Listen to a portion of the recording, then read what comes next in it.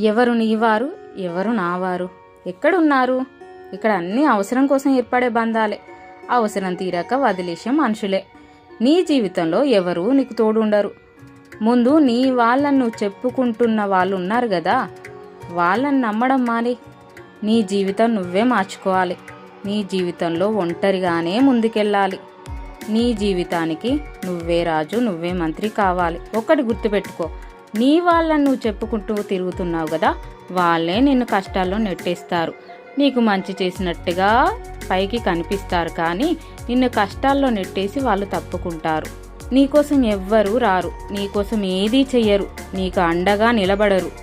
ఏదైతే అదైంది, తెగించి పోరాడు. జీవితాన్ని ఆనందంగా మార్చుకో. ఒంటరిగా ఉన్నానని ఎప్పుడు అనుకోకు. పుట్టేటప్పుడు ఒంటరిగానే పుట్టినాం, పోయేటప్పుడు ఒంటరిగానే పోతాం. అలాంటప్పుడు ఒంటరిగా సాధించడానికి ఎందుకీ భయం? సాధించు.